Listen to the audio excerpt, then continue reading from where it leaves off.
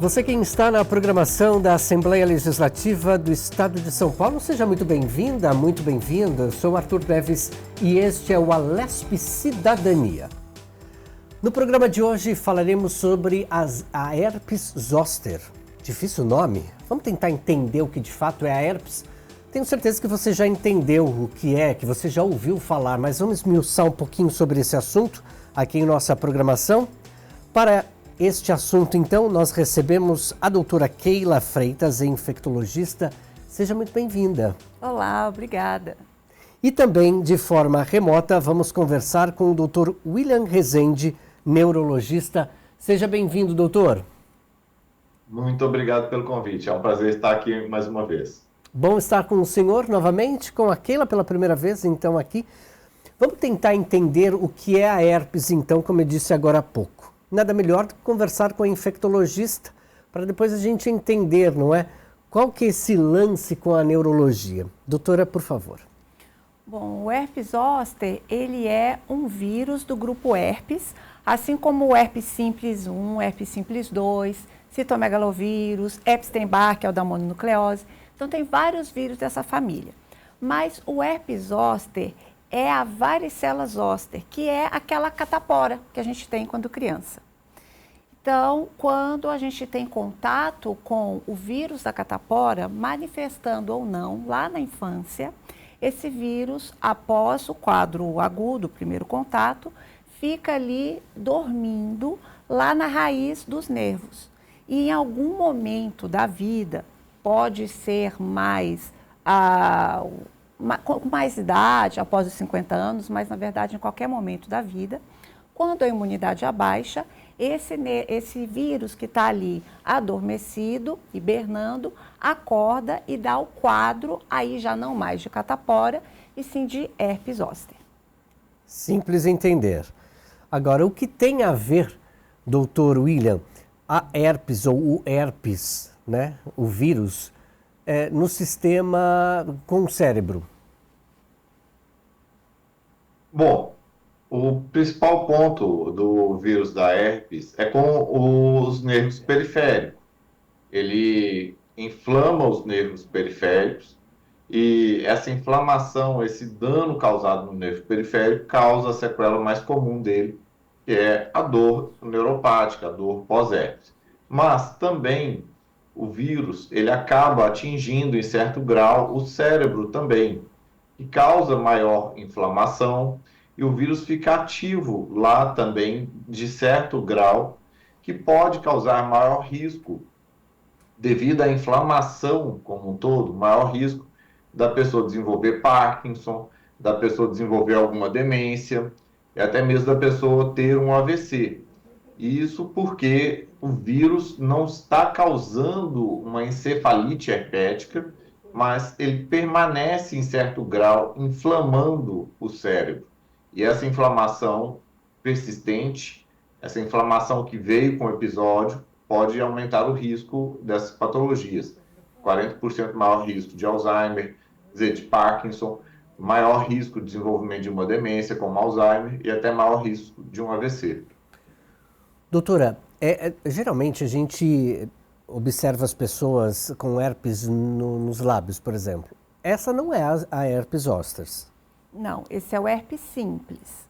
O herpes simples, é comum ele dar lesões na região oral ou na região genital, mas ele também pode dar lesões em outras áreas do corpo.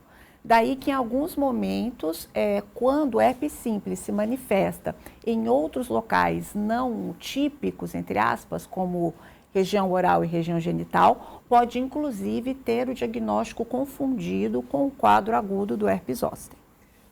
Comum em que idade acontece a herpes zoster? O herpes zoster é mais comum aparecer em idosos, mas também pode aparecer em pessoas mais jovens, desde que estejam com a imunidade mais baixa. Mas a grande coisa é que não necessita ser uma doença de imunidade baixa, uma AIDS, um câncer, um estresse profundo já pode ser um gatilho para essa crise mesmo em pessoas mais jovens. Doutor William, o senhor falava algumas coisas para a gente aqui, nos explicava algumas questões relacionadas a herpes ou herpes. É importante também trazer os impactos neurológicos, né, no sistema de uma pessoa que apresenta a herpes ou herpes. Eu gostaria que o senhor falasse um pouco sobre isso, por favor. Olha, o principal impacto é a da dor neuropática, porque o vírus, ele percorre um trajeto, como por exemplo, ele pega aqui nessa região e vem até aqui no centro do peito, e pegando desde as costas. E essa inervação, ela fica totalmente inflamada, fica lesionada, e a lesão desses neurônios acaba gerando a dor pós-herpética. E a dor pós-herpética ela é extremamente comum. A grande maior parte dos pacientes que têm herpes zoster acabam tendo dor pós-herpética. Ela dura 3 meses, até 3 meses, para cerca de 60%, 70% dos pacientes.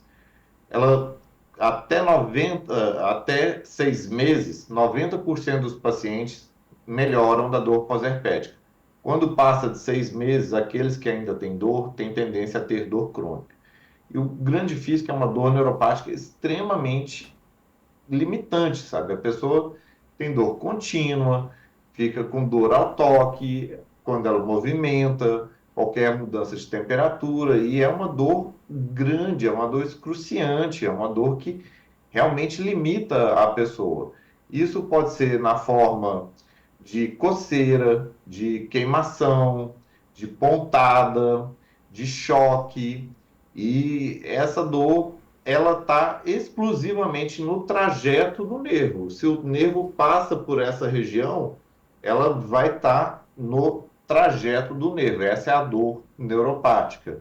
E essa é a principal sequela neurológica que o vírus herpes zoster causa, tá? Tanto que isso é motivo muito comum dos pacientes que já passaram pelo vírus, as bolhas já melhoraram, a pessoa já não tem mais lesão na pele, mas ela continua tendo dor. E essa é a dor neuropática, e é a principal sequela da herpes zoster. Doutora, quer complementar? Sim, um ponto importante é que não necessariamente o vírus está ativo ali para o paciente estar com dor. É muito comum o paciente achar que, como ainda tem a dor, o nervo ainda está repleto de vírus. E não necessariamente o vírus ele já pode ter passado, inclusive usando os antivirais ou não, quando não se trata adequadamente, a chance de evoluir com essa nevralgia pós-herpética é maior, mas de todo jeito, o quadro agudo, o vírus em si, ele passa. As lesões presentes secam e a dor permanece. Neste momento, o tratamento já não tem mais nada a ver com os antivirais em si, e sim com o tratamento para o nervo machucado pelo vírus, mais direcionado para isso. Por exemplo, tomar remédio que nem dipirona, remédios que a gente usa para a dor em geral, tem muito pouca eficácia neste tipo de dor. Então, é muito importante ver o momento da doença em que está, para saber se ainda há necessidade de tomar antiviral ou não.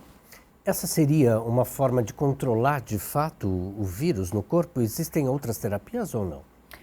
Para o controle da infecção, da crise, é necessário o antiviral e antiviral sistêmico, ou seja, tem que ser ou por boca ou via endovenosa. Não adianta, apesar de ser o mesmo nome, é o mesmo antiviral que a gente usa para o herpes simples, mas as doses são totalmente diferentes, é bem maior a dose que a gente usa para o herpes zoster, inclusive é um erro bastante comum que a gente vê no consultório. O paciente chega com o medicamento prescrito, mas com uma dose muito inferior, que é a dose para o herpes simples, e não adianta colocar pomada, creme, mesmo de antiviral na lesão. O que precisa é o medicamento por boca ou na veia. Nessa pegada de tratamento, doutor, gostaria que o senhor também complementasse, por gentileza, mencionando essa questão mais neurológica também.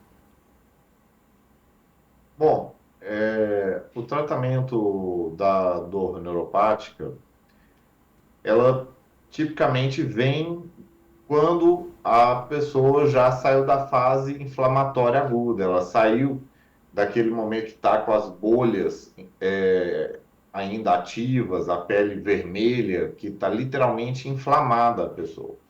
E, e aí, o que a gente dá são medicamentos para a dor neuropática, como amitriptilina, nortriptilina, que são antidepressivos, mas têm efeito muito importante sobre o controle da dor neuropática. Também pode a venlafaxina, a duloxetina. Existe também os anticonvulsivantes, que são bons para a dor neuropática, como a pregabalina ou a gabapentina. E por aí vai. E além de poder usar medicamentos tópicos, como lidocaína, tópica, ou capsaicina, que é o princípio ativo da pimenta, ou até ultimamente também de forma um pouco mais experimental, mas com bastante sucesso, creme de canabidiol e assim por diante. E além de medicamentos, eu uso muito no meu dia a dia a fisioterapia para a dor neuropática e a acupuntura com a eletroacupuntura para ajudar a reabilitar o nervo que ficou danificado. Isso é interessante, né, doutora, também, porque existem então as terapias, outras formas para o controle, perdão, para o controle então da enfermidade. Acredito que a senhora possa falar também, doutora, sobre a questão de estar mais presente nas crianças, jovens, adultos, idosos principalmente. Principalmente nos idosos e adultos que tenham a imunidade mais baixa. Mas em idoso, mesmo sem ter um grande quadro de estresse, já tem maior risco de ter. E o idoso também acaba tendo mais chances de ter esse quadro de complicação, como a nevralgia pós-herpética. Mas não é só essa complicação que tem a complicação da fase aguda também, que são as infecções da pele, causada por bactérias que vivem da nossa pele mesmo. E aí, dependendo da complicação, essa complicação, por exemplo, é tratada com antibióticos, além dos antivirais.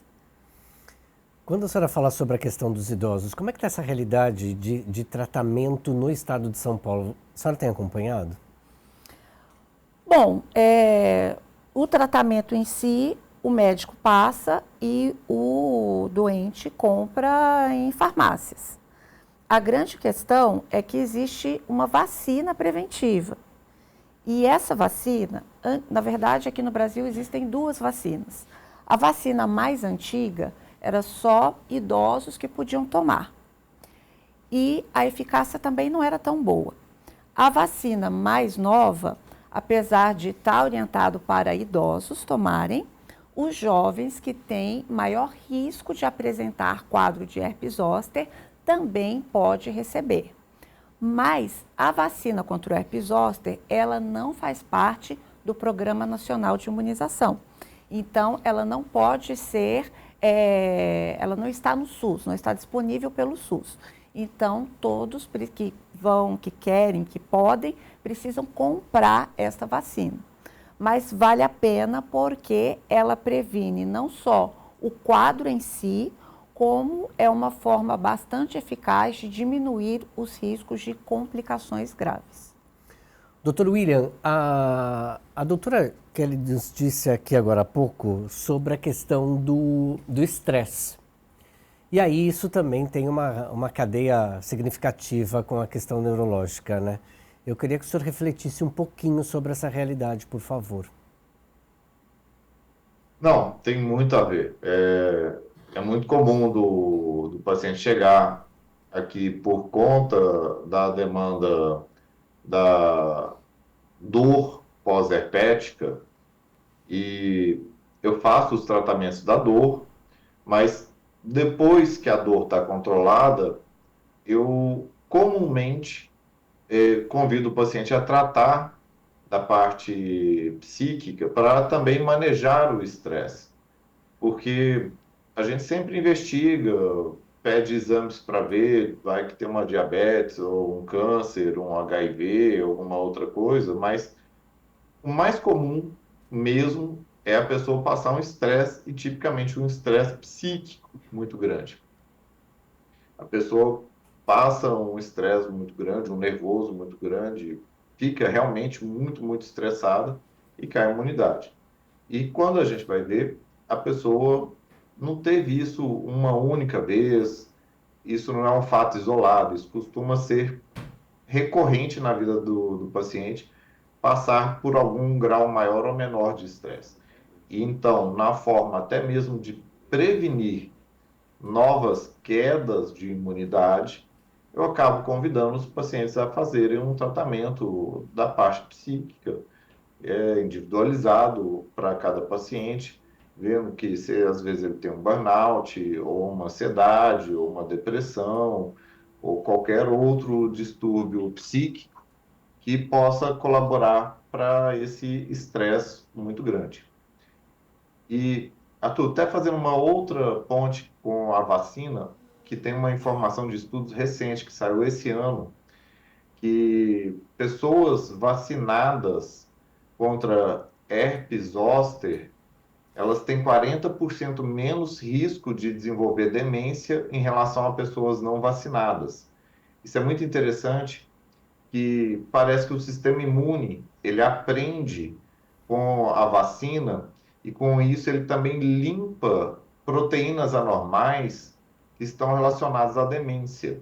Então, se vacinar contra a herpes zoster já é extremamente importante para não ter o próprio herpes zoster, como também até mesmo para reduzir um risco de desenvolvimento de demência. Nossa, isso é uma ótima informação, hein, doutor?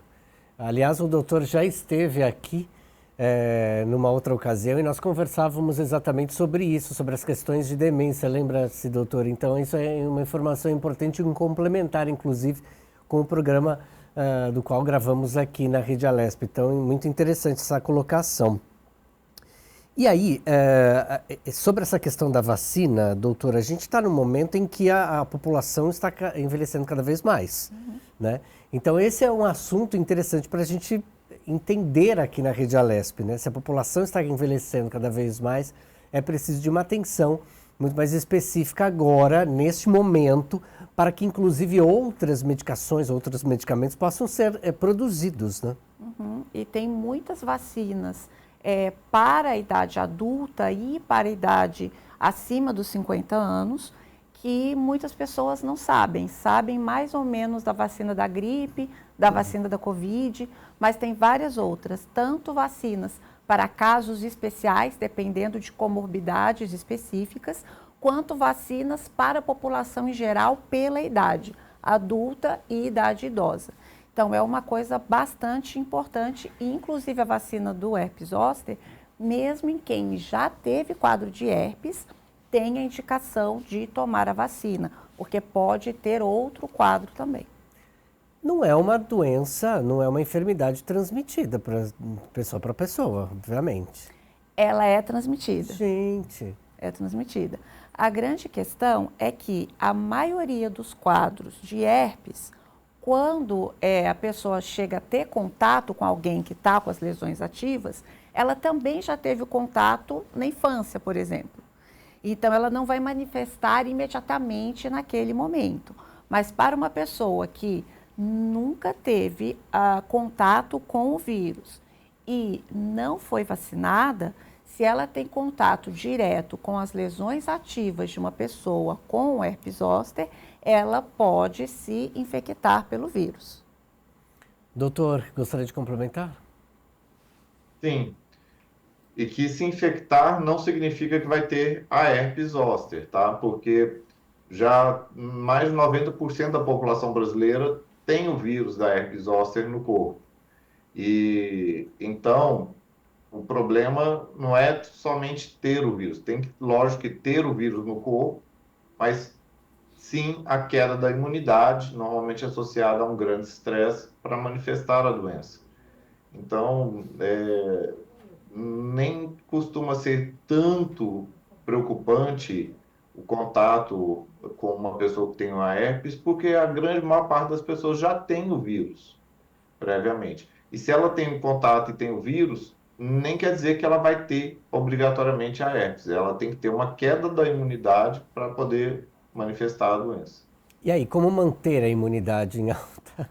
A preocupação maior da questão do contato, né, de ter o contato com o vírus, é quando trata-se do contato crianças pequenas, que ainda não se vacinaram, ou pessoas já sabidamente com a imunidade muito baixa, como pessoas transplantadas, pessoas em tratamento com quimioterapia. Aí essas devem evitar mesmo ter esse contato com quem está com a doença ativa. Tá? Agora, manter a imunidade equilibrada é a pergunta de 1 milhão, né? Porque, na verdade, seria muito fácil se tivesse alguma vitamina ou uma injeção milagrosa, como os pacientes tanto pedem, mas não existe. Manter a imunidade boa significa avaliar tudo que pode interferir na imunidade. E são muitas coisas.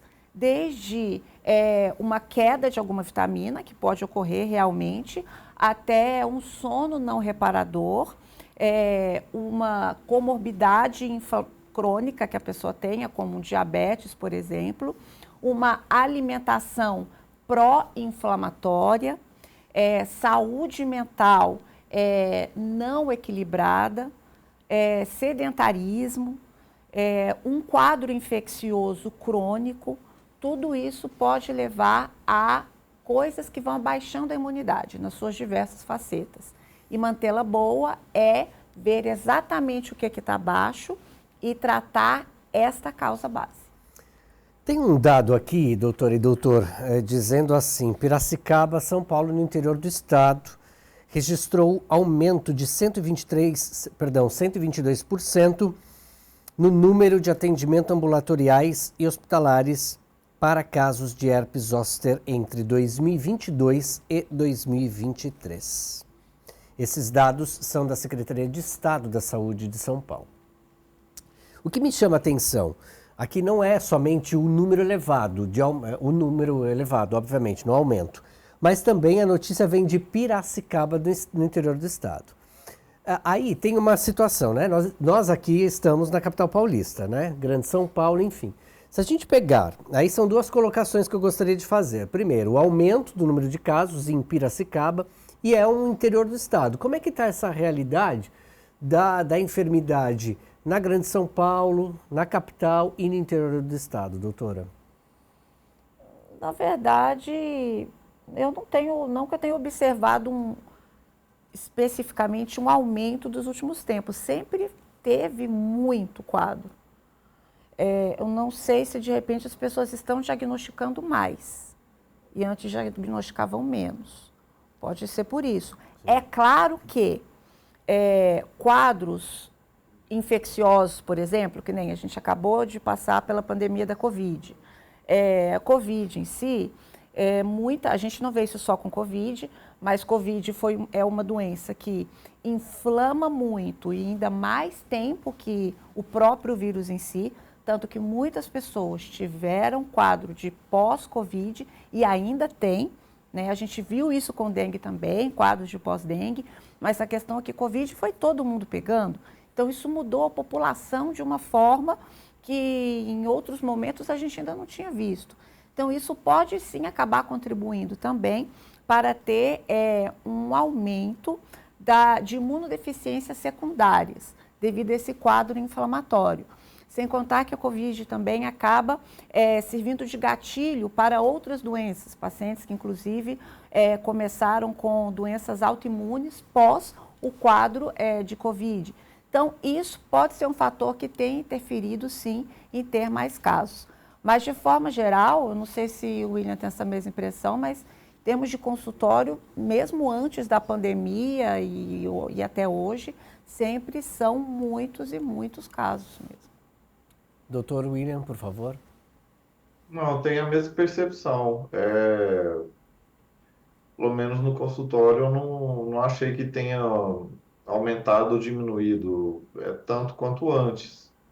E talvez alguma coisa que tenha ficado um pouco maior foi o aumento também do estresse e das doenças psíquicas na pandemia e ainda no pós-imediato da pandemia, que talvez tenha refletido nesses números, que aí a pessoa acaba ficando mais estressada e ficando mais fácil de ter também surgimento da herpes. Mas, na minha percepção do meu dia a dia, tem bastante, tanto quanto sempre. Sim. E aí tem essa questão também, né, que seria a segunda colocação. Nós estamos na capital, Grande São Paulo, então não se tem também um dado, ou se percebe muito essa questão, né? Porque está na capital, está no interior, essa é está geral, né? E muitas vezes ainda é mal diagnosticado, né? Inclusive, às vezes diagnosticado com atraso, porque a pessoa pode começar com um quadro de dor de dias a semanas antes de aparecerem as lesões. E aí, por exemplo, eu tenho pacientes que foram no pronto-socorro e se trataram com o ortopedista como se fosse uma hérnia, até que finalmente apareceram as lesões. Então, dependendo da quantidade de lesões, de como que a pessoa lida com aquilo, ela facilmente pode nem ir ao médico e aí na hora que vê, se mantém aquela dor, mas não fez o diagnóstico do herpes em si, do quadro agudo. E existe alguma forma, por exemplo, voltando um pouquinho na questão da transmissão, né? Mãe para filho, ou filha, enfim, né? Existe um motivo de repente, um tratamento para que a criança não contraia? Existe alguma coisa assim? Não, está dentro das doenças de transmissão vertical, mas principalmente se a mãe tem o primeiro contato com o vírus durante a gestação. E isso é muito raro, porque geralmente a gente tem contato com o vírus ainda na infância. Então, não chega a ser um problema, né? Não é muito frequente ter essa questão da transmissão vertical, não. Mas pode acontecer. Doutor William, existe aqui na Assembleia Legislativa do Estado de São Paulo um projeto de lei que institui a campanha de conscientização sobre o zoster. É um projeto que já está tramitando aqui na casa há um bom tempo e a justificativa é exatamente essa, vir conscientizar a população. Muitas pessoas, como nós quando iniciamos então esta gravação aqui, falamos sobre essa questão. Muitas pessoas sabem que existe a herpes zoster ou o herpes zoster. Mas é importante também trazer uma reflexão, não, doutor, em projetos de lei e lei propriamente dita para refletir sobre isso, porque aí vem consequentemente outras políticas públicas, não? Não, eu acho que é super importante isso, sim. E eu acho que, na verdade, é muita gente que não conhece o que é herpes zoster. Mas é muita gente que não conhece mesmo. E quando vai falar, às vezes confunde com a herpes simples, que essa ainda é mais comum ainda, as pessoas terem alguma lesão no lábio e tal. Só que a herpes zoster, ela é muito mais grave e ela é comum também. Então, ter um projeto de lei que ajude a aumentar a divulgação, o conhecimento das pessoas sobre essa patologia e entender que é possível de ser prevenida com vacinas, com coisas que ajudem a manter o estado mental equilibrado, a imunidade equilibrada e que possa ter um tratamento correto e adequado logo no início, que faz toda a diferença. Isso é muito importante, porque ela é comum e não vai deixar de existir. E só vai aumentar, porque a população está envelhecendo. Pois é, doutora, por favor. E ela não necessariamente leva a quadros de óbito, por exemplo, como quadros de meningite, que pode acontecer também, mas é de forma mais rara. Mas o que ela mais comumente causa é o sofrimento crônico da pessoa, piorando muito a qualidade de vida. Então, isso é importante de se saber, que a doença não acaba só naquele quadro agudo, que ela pode perpetuar, que ela pode aparecer de outras formas e que pode levar a um sofrimento grande. Isso, do ponto de vista de saúde pública, não vai matar mais pessoas, não vai fazer com que a doença se multiplique pela questão de transmissão em si, mas vai minando a qualidade de vida, e especialmente na população idosa, que ainda é quem tem mais crises e quem tem também mais chances de desenvolver essa parte crônica da nevralgia pós-herpética, por exemplo. E aí, quando eu perguntei ao doutor também, acho que vale um comentário da senhora em relação a isso, né? Conscientização, né? Eu até disse aqui, muita gente conhece a herpes zoster. O doutor disse, não, eu acredito que muita gente não conheça. Como é que a senhora observa, né, essa questão, até mesmo para o andamento de políticas públicas mais eficientes e eficazes, por meio de projetos de lei propriamente dita, né? Uhum. Muitos pacientes acabam sabendo quando ou tem ou alguém próximo tem, né? Coincidentemente, a semana passada eu atendi uma senhora de 74 anos que estava justamente com um quadro agudo e com uma infecção secundária, uma infecção bacteriana em cima das lesões. E ela, alguns meses atrás, ela tinha comentado comigo que alguns meses antes, ela passou, não sei se foi com geriatra, passou com algum médico dela e comentou que queria se vacinar, que ouviu falar da vacina. E aí o médico falou, mas tem alguém na sua família com esse caso? Por que é tão raro? Por que você está querendo tomar essa vacina? E com isso ela acabou deixando de lado e meses depois teve o quadro. A grande questão é que, é uma coisa até para ser discutida, que muitos pacientes, quando perguntam, consigo me vacinar pelo SUS? Porque não é uma vacina tão baratinha assim. E o fato do SUS não oferecer essa vacina, isso acaba dificultando uma parte do quadro de prevenção. Não que as outras coisas de prevenção, como fortalecimento da imunidade, não possa ser feito. Então, o principal realmente ainda é a educação, a informação, porque as pessoas se informando, elas podem, mesmo que ainda não mude em termos de políticas com relação à vacina em si, mas muda o conhecimento para que a pessoa tenha, se ela não tiver condição de se vacinar, ou ela possa medir melhor o custo-benefício daquela vacina, porque muitas vezes não gasta com aquela vacina, mas gasta com uma coisa que não vai, gasta com um vitamínico assim maravilhoso, que não vai fazer nada por ela, basicamente, e deixa de gastar com uma coisa que realmente vai fazer diferença. Então, isso é fundamental. Comunicação e disseminar informação. Acontece que quando essa vacina nova surgiu, acabou começando a se falar um pouco mais, porque como ela não está no Programa Nacional de Imunização, não tem campanha do Ministério da Saúde. Quando chegou, da vacina em si.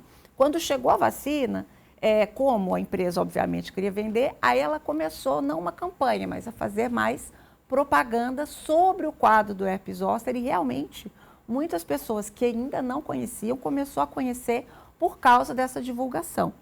Então, divulgação, independente de como que chega, desde que chegue com qualidade, que seja informação de qualidade, é fundamental e tem que ser disseminado de todas as formas possíveis.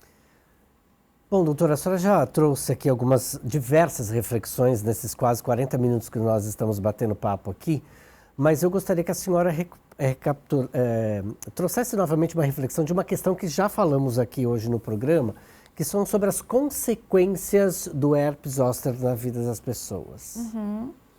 Bom, o herpes zoster, primeira coisa, ele é, antes de mais nada, um alerta. Ele é um termômetro falando que alguma coisa não vai bem com a sua imunidade, de cara. Então, ele pode ser uma coisa que não vai bem pontualmente, ou já mostrando alguma coisa que não vai bem há algum tempo. Por isso que é fundamental, a gente sempre faz esse rastreio de imunodeficiências primárias e secundárias, desde um diabetes, um HIV, uma outra infecção crônica, um câncer. Mas a grande maioria das vezes, o culpado é realmente a questão da saúde mental. Esse que é o ponto. Depois disso, vem a questão do que significa aquele momento agudo da doença. Na fase aguda, enquanto as lesões estão ativas, a complicação mais comum é a infecção secundária, que se não for tratada adequadamente, vai evoluindo e vai se alastrando pelo corpo a infecção bacteriana em si, não as lesões do herpes. Já no segundo momento, ainda naquela fase ali subaguda, pode ter outro tipo de manifestação, aí mais neurológicas, como, por exemplo, afetar os olhos, dependendo do local de qual nervo o vírus vai acordar. Quando afeta os olhos, pode causar várias alterações oculares, tanto que é uma das causas de se tratar com antiviral endovenoso, que é para alcançar a quantidade adequada em sistema nervoso central. Pode também afetar o nervo dos ouvidos, causando outros problemas, até paralisias faciais. William pode explicar melhor da síndrome de Hansen-Hunt, que pode levar a outros problemas se não for adequadamente tratado. Pode evoluir com mielite transversa também, com quadros neurológicos mais robustos, além da nevralgia pós-herpética, que é o mais comum. Isso a gente vê direto. Mas tem várias outras coisas não tão comuns, de formas de apresentação, que podem estar lá e pode ser que a pessoa, inclusive, nem saiba que foi o herpes zoster que causou. E na hora que ela faz o diagnóstico do quadro neurológico, e na hora que vai ver, está lá o herpes zoster como causa. E outra coisa interessante também, dentro da nevralgia pós-herpética, que é disparado a complicação mais comum, muitas vezes, eu até comentei, né, que diminui muito a qualidade de vida da pessoa. E o que acontece demais é que quando a gente também sente qualquer quadro de dor, por reflexo a gente se encolhe, se contrai. E alguém que está com um quadro de dor crônica fica contraindo ali continuamente. Então, o que acaba acontecendo também é que ao quadro da nevralgia pós-herpética se soma o quadro de dor miofacial também. E aí o tratamento também muda, porque você tem que saber exatamente o que você está tratando para tratar especificamente aquilo ali. E aí eu acabo muitas vezes recebendo o paciente nessa fase e já não tem mais vírus. Pouquíssimos casos adianta ainda entrar com antiviral, eventualmente a gente entra com antiviral, mas a grande maioria das vezes o vírus já não está mais ali. E aí é o que eu faço a ponte para a próxima subespecialidade, que é a subespecialidade de dor. Eu faço o rastreio da imunidade, faço a avaliação do que eu posso melhorar ali da imunidade, começo um tratamento de dor ali, mas já faço a ponte para outra fase. Além de, obviamente, ser um excelente momento para colocar as vacinas em dia, que é uma conversa que a gente sempre tem que ter ali de formiguinha com todo mundo, que adulto, idoso, também precisa se vacinar e não é só para Covid e influenza, não. Bora vacinar, galera. Ô, doutora, eu gostaria que o senhor complementasse, por favor. A gente tem mais 2 minutinhos, dá para a gente fazer um apanhado aí de tudo, por favor. Bom, é importante lembrar que a herpes zoster é uma doença infecciosa no sistema nervoso, que pega o sistema nervoso periférico, dá diversas sequelas, sequela de dor, sequela de paralisia de nervos cranianos, pode dar mielite, pode às vezes também afetar até o cérebro e aumentar o risco de doenças mais graves, como Parkinson, Alzheimer, até mesmo AVC. E é passível de prevenção e que as pessoas têm que lembrar que vale a pena vacinar, reduz o risco de desenvolver demência e também, obviamente, não ter sequelas da própria dor e da própria doença. E sempre fazer as coisas de atividade de saúde geral, que é importante o sono, a alimentação, a atividade física e a saúde mental. Agora, antes era só três pilares, agora o quarto pilar é também a saúde mental. E que vale a pena a pessoa realmente pesar seu dia a dia, verificar a questão de vacinas e buscar uma ajuda médica quando identificar que está ficando muito estressada, por exemplo. Muito bem, eu quero agradecer ao Dr. William Rezende, neurologista. Muito obrigado, viu, doutor, pela participação do senhor novamente aqui em nossa programação. Um abraço. Um abraço, muito obrigado. E agradeço também a doutora Keila Freitas, infectologista. Muito obrigado pelas suas informações, pelas suas orientações aqui aos nossos telespectadores. Obrigada pelo convite. E a você que nos acompanhou, muito obrigado pela sua audiência, muito obrigado pela sua companhia. O Alesp Cidadania fica aqui. Tchau.